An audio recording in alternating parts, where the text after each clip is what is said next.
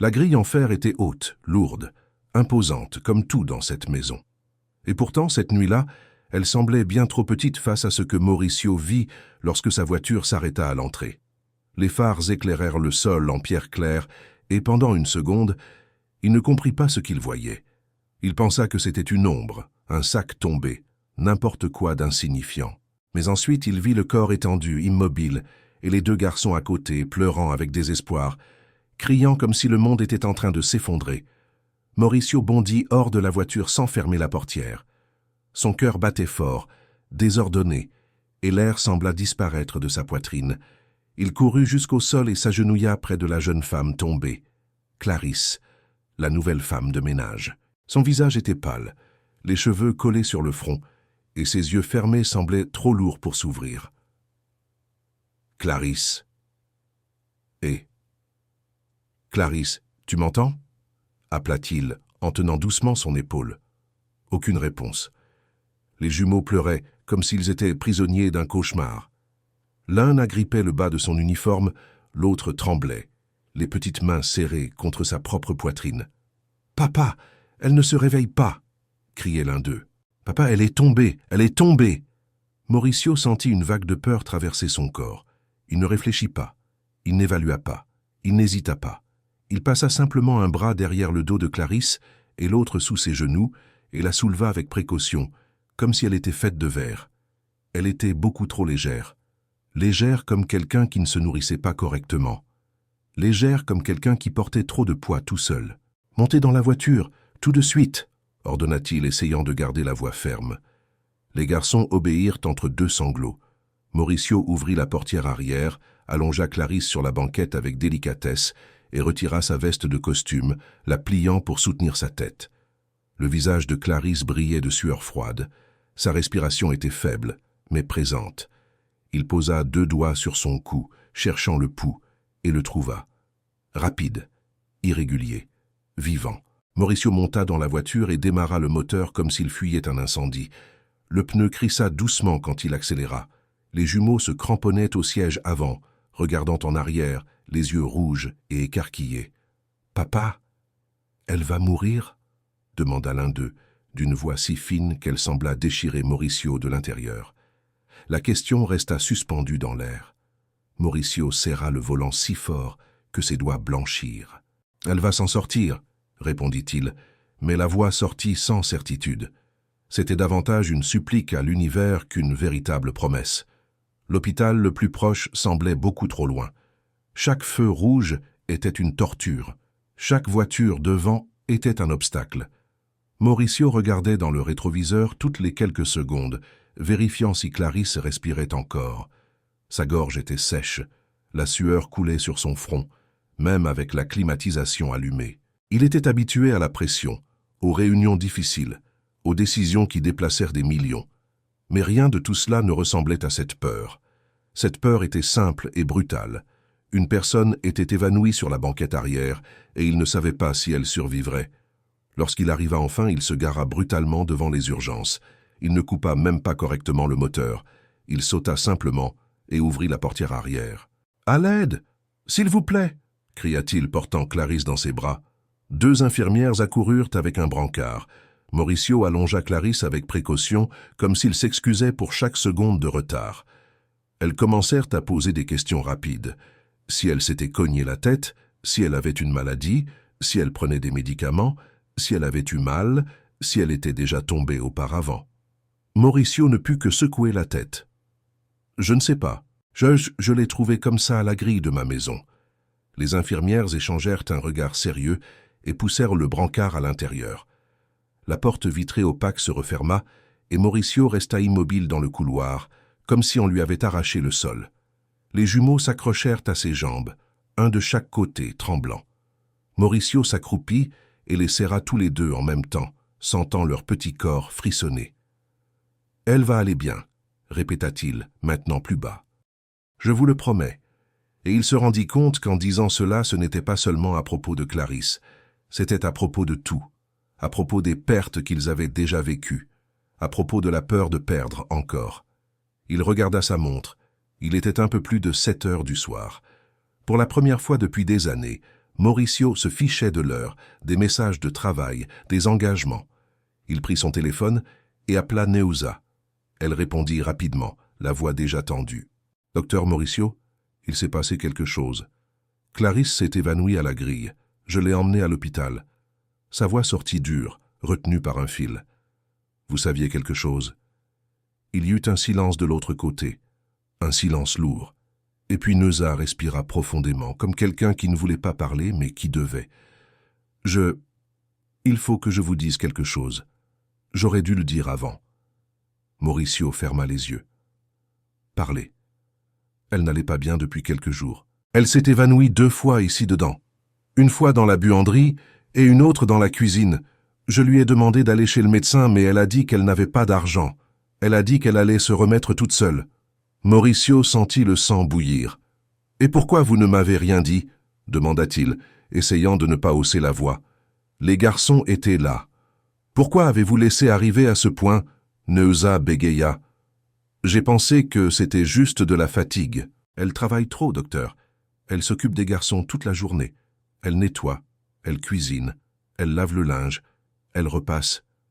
Elle ne se plaint jamais.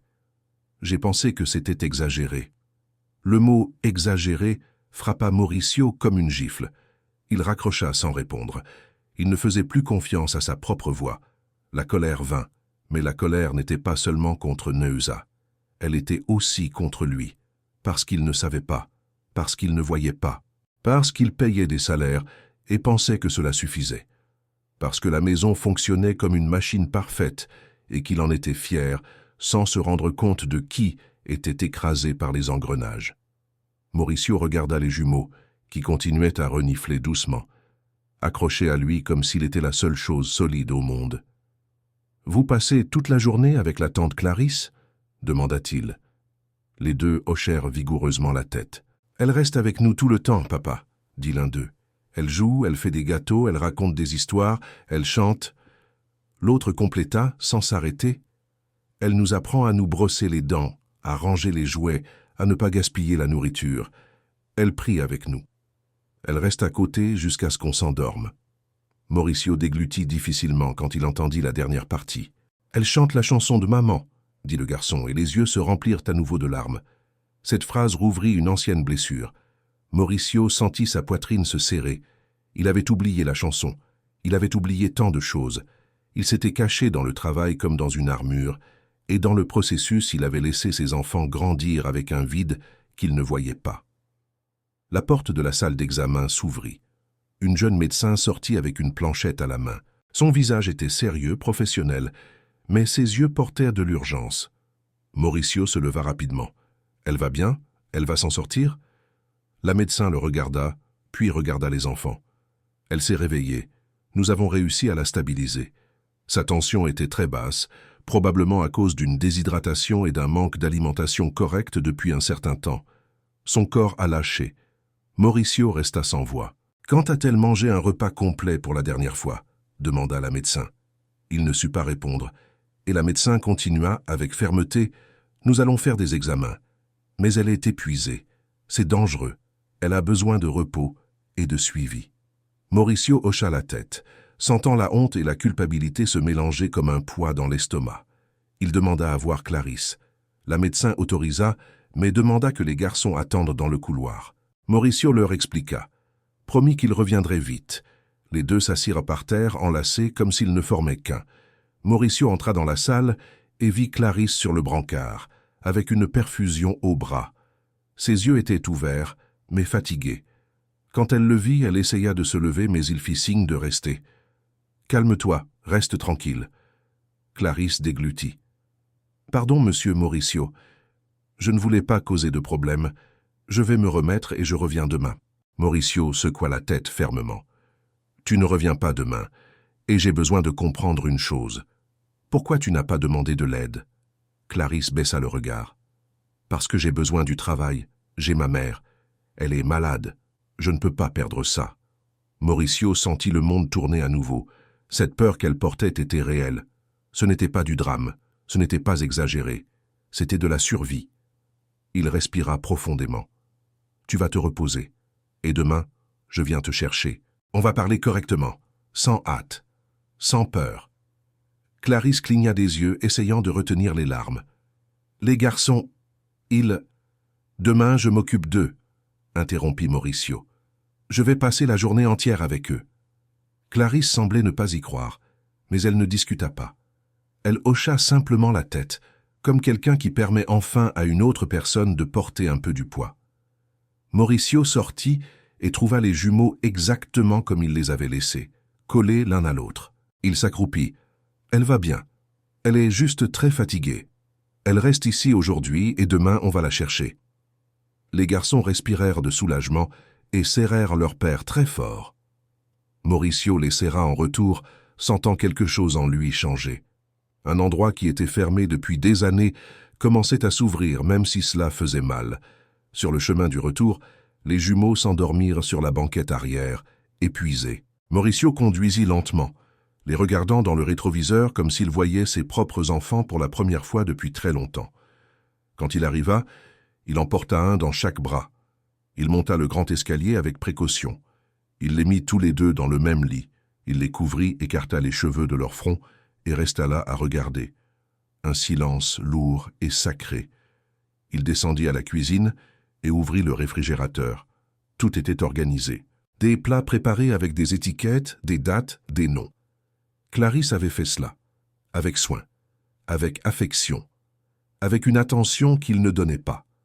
Mauricio réchauffa l'un d'eux et mangea debout, appuyé contre le plan de travail en marbre.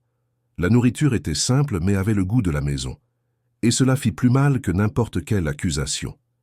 Il alla dans sa chambre et s'allongea sur le lit trop grand. Il prit son téléphone, vit des messages de travail, les ignora tous. Pour la première fois depuis des années, il ne voulait pas fuir. Il voulait affronter.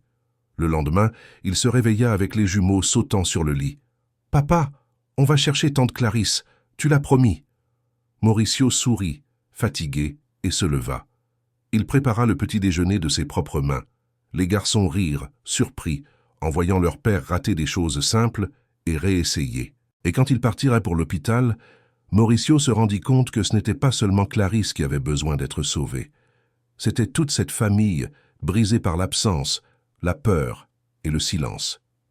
Et ce fut dans la voiture, au retour, avec Clarisse sur la banquette arrière et les jumeaux chuchotant entre eux, que Mauricio entendit la phrase qui lui ferait comprendre la vérité qu'ils gardèrent depuis longtemps. « Papa, on pensait que tu allais la renvoyer. » Mauricio sentit son estomac se retourner, et la route devant sembla soudain trop étroite pour le poids de cette conversation qui commençait.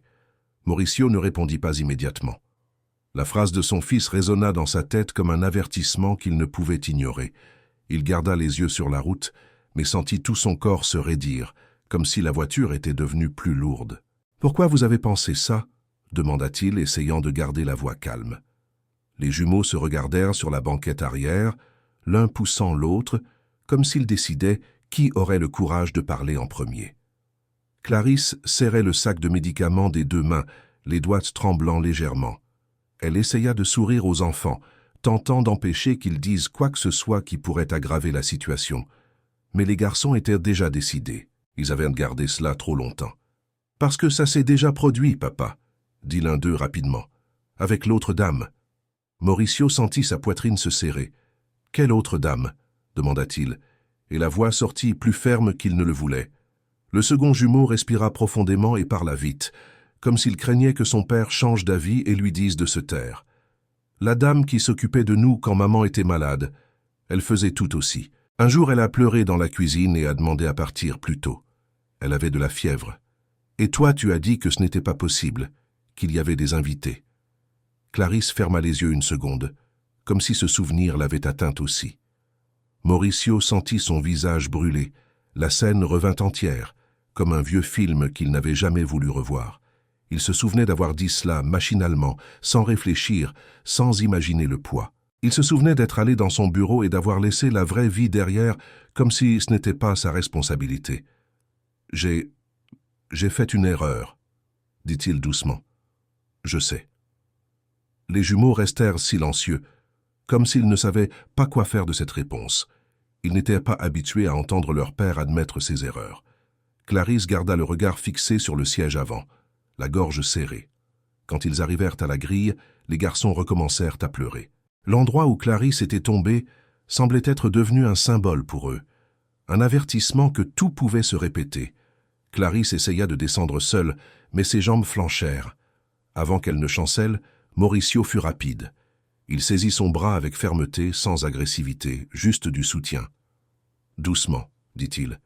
Tu es encore faible. » Clarisse essaya de reculer, gênée. « Je peux y arriver, monsieur. Je ne te laisserai plus tomber, » répondit Mauricio. Et la phrase sortit avec une force qui le surprit lui-même. Il emmena Clarisse à l'intérieur, dans le salon. Les jumeaux se collèrent à elle des deux côtés, comme deux petits gardiens. Mauricio demanda qu'ils montent jouer un peu car il devait parler. Les garçons résistèrent. « On veut rester. » Mauricio s'accroupit pour être à leur hauteur et parla sérieusement, mais sans dureté. « Vous allez rester prêts, mais maintenant j'ai besoin de parler avec elle pour qu'elle aille bien. Ça aussi, c'est prendre soin. Faites-moi confiance. » Les deux déglutirent et montèrent, mais laissèrent la porte entr'ouverte, comme s'ils voulaient entendre chaque mot. Clarisse s'assit sur le canapé, les mains jointes sur les genoux, essayant d'avoir l'air ferme. Mauricio s'assit en face d'elle, sans détour. « Clarisse, j'ai besoin de toute la vérité, sans peur. Qu'est-ce que tu fais ici dedans? Qu'est-ce que tu supportes en silence? Et qu'est-ce que tu caches parce que tu penses que tu vas être renvoyée ?» Clarisse respira profondément. Son regard descendit vers ses propres doigts, comme s'ils étaient plus faciles à affronter que l'expression de son visage. « Je ne cache pas par méchanceté, » dit-elle d'une voix basse. « Je cache parce que j'ai appris comme ça. Je suis venue travailler ici en pensant que j'allais nettoyer et basta. » Mais les garçons étaient très seuls.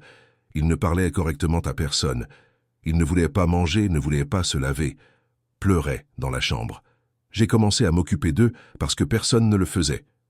La phrase frappa Mauricio comme un coup. Il n'y avait pas d'accusation dans le ton, juste la vérité, juste une constatation. « Et tu faisais tout ça toute seule, toute la journée ?» demanda-t-il. Clarisse hocha la tête. « Neuza aide quand elle peut, mais elle a beaucoup de choses.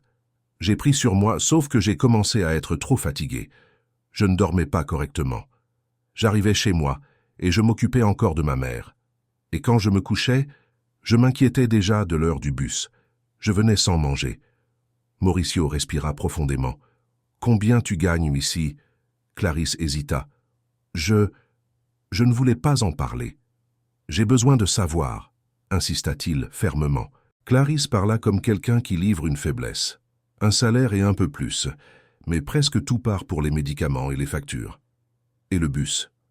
Mauricio resta silencieux quelques secondes.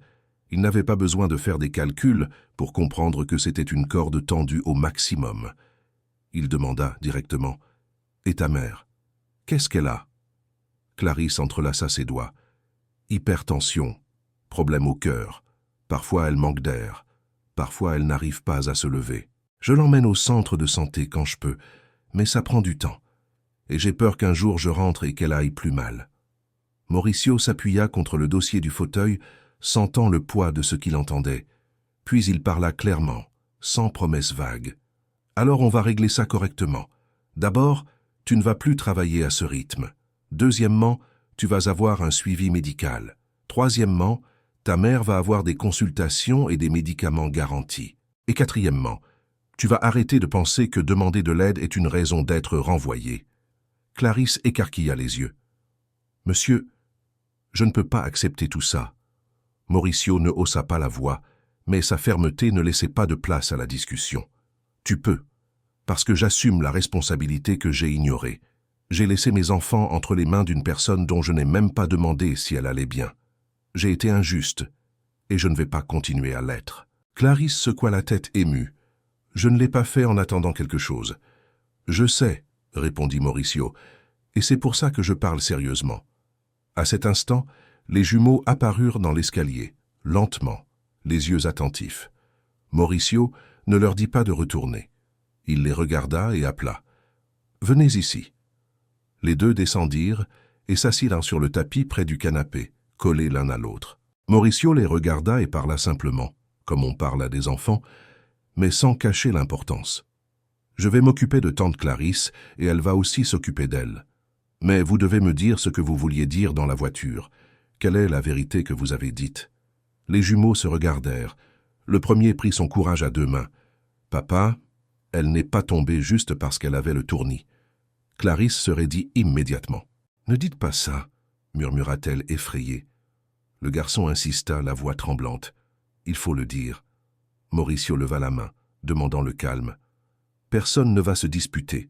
Je vais juste écouter. » Le second jumeau inspira et parla rapidement, comme si c'était la seule chance.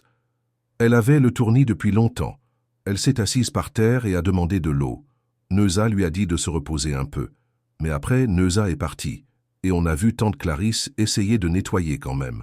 Et elle a dit que si elle ne laissait pas tout prêt, tu allais te fâcher parce que la maison devait être parfaite. Clarisse baissa la tête, honteuse. « Je n'ai pas dit comme ça. » Mauricio répondit immédiatement, sans attaquer. « Même si tu ne l'as pas dit avec ces mots, c'est ce qu'ils ont compris, et ça suffit pour que je prenne ça au sérieux. » Le premier jumeau compléta. « Et il y a plus, papa. Quand on pleurait la nuit, elle restait avec nous. Elle disait qu'elle ne partirait pas. Mais on l'a entendue au téléphone dire qu'elle pouvait être renvoyée n'importe quel jour. Et elle a pleuré doucement dans la cuisine. On a fait semblant de ne pas voir. » Clarisse porta la main à sa bouche. Les larmes commencèrent à couler. Ce n'était pas du drame. C'était de la fatigue, de la peur gardée. Une peur qu'elle portait en silence. Mauricio se leva lentement et s'approcha d'elle. Pas pour envahir son espace, mais pour montrer clairement qu'il n'était pas contre. Il s'arrêta assez près pour être entendu, assez loin pour respecter. « Clarisse, je ne vais pas te punir d'avoir eu peur. Je vais corriger ce que j'ai causé. Et je vais parler à Neuza aujourd'hui. Je vais embaucher une autre personne pour aider, même à mi-temps. Et tu vas avoir des horaires, des pauses et de la nourriture. Ce n'est pas une faveur, c'est le minimum. » Clarisse essuya son visage. « Je ne veux pas que les garçons passent par une autre perte. » Mauricio regarda les jumeaux et répondit « Moi non plus.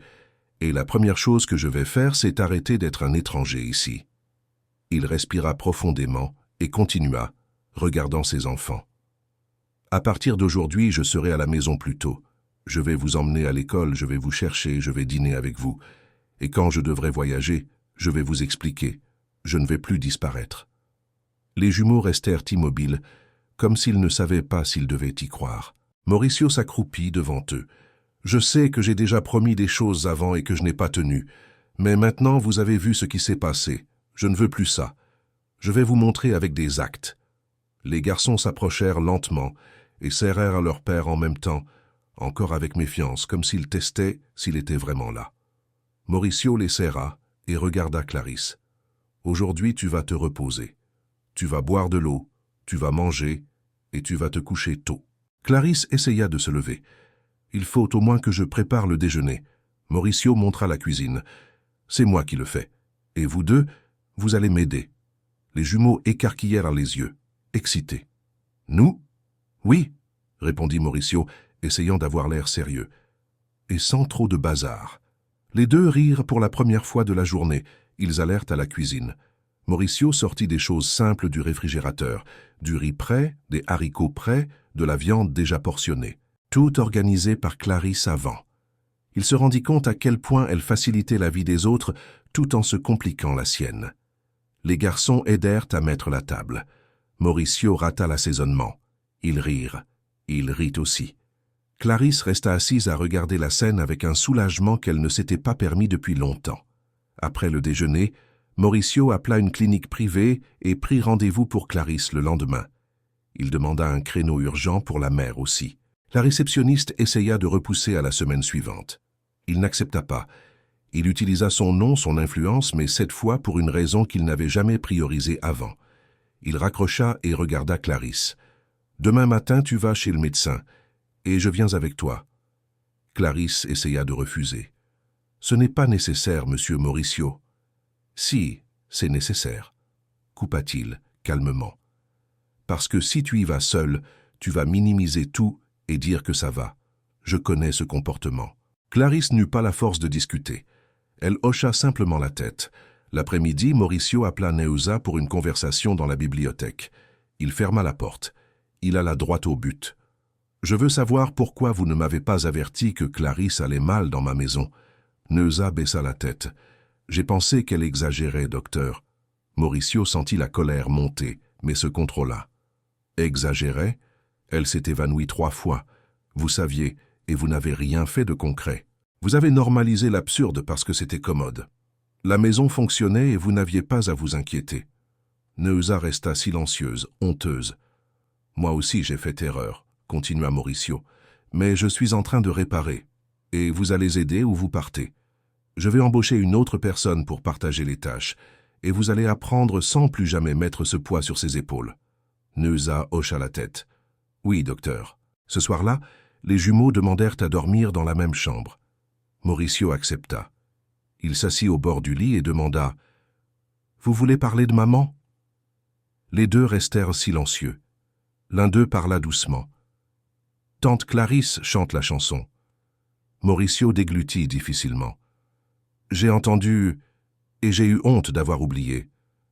Je vais réapprendre. » L'autre jumeau demanda avec peur « Tu vas repartir, papa ?»